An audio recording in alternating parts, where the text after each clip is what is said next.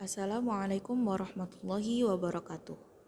Perkenalkan, nama saya Amalia Fadila Zarkasi Silva, NIM 20104080054, kelas PGMIB.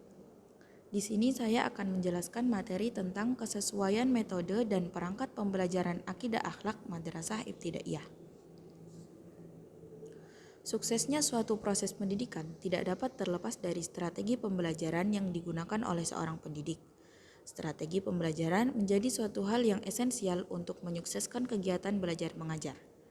Agar tercapainya standar kompetensi yang telah ditetapkan, maka para pendidik harus menyesuaikan metode pembelajaran yang efektif dan efisien bagi peserta didik untuk dapat memberikan pengalaman belajar yang baik pula. Metode pembelajaran. Metode pembelajaran berasal dari dua kata yang berbeda dan dapat diartikan sebagai metode merupakan suatu cara yang teratur dan terpikir baik-baik untuk mencapai maksud yang diinginkan. Sedangkan pembelajaran merupakan proses ataupun cara untuk menjadikan orang atau makhluk hidup belajar.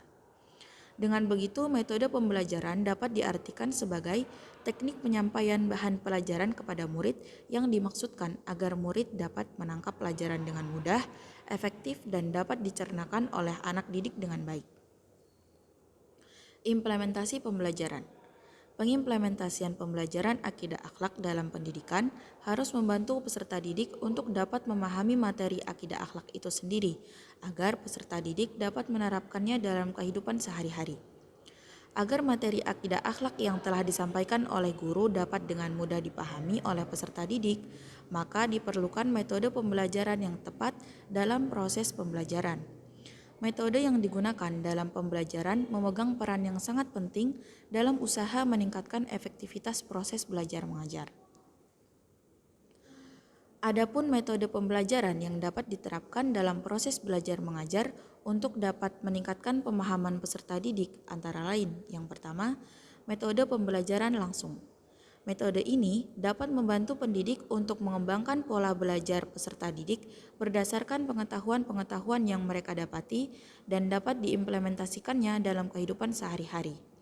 Karena metode pembelajaran ini berasal dari perilaku, sehingga peserta didik dapat mengubah pola tingkah lakunya setelah pembelajaran berlangsung. Dalam metode langsung ini ada beberapa fase yang sangat penting. Fase yang pertama, menyampaikan tujuan dan mempersiapkan peserta didik. Fase yang kedua, mendemonstrasikan pengetahuan atau keterampilan. Fase yang ketiga, membimbing pelatihan. Fase yang keempat, mengecek pemahaman dan memberikan umpan balik. Dan fase yang kelima, memberikan kesempatan untuk pelatihan lanjutan dan penerapan. Yang kedua yaitu tutor teman sebaya dan tim kuis. Dalam metode ini, siswa dituntut untuk dapat aktif berdasarkan pembagian kelompok yang telah dibentuk oleh pendidik.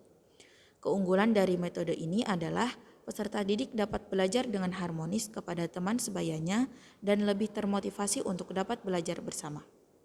Sedangkan metode pembelajaran yang dapat digunakan untuk membentuk karakter atau nilai moral peserta didik antara lain, yang pertama metode keteladanan atau uswatun hasanah, yang kedua metode pembiasaan, yang ketiga metode nasihat, dan yang keempat metode hukuman.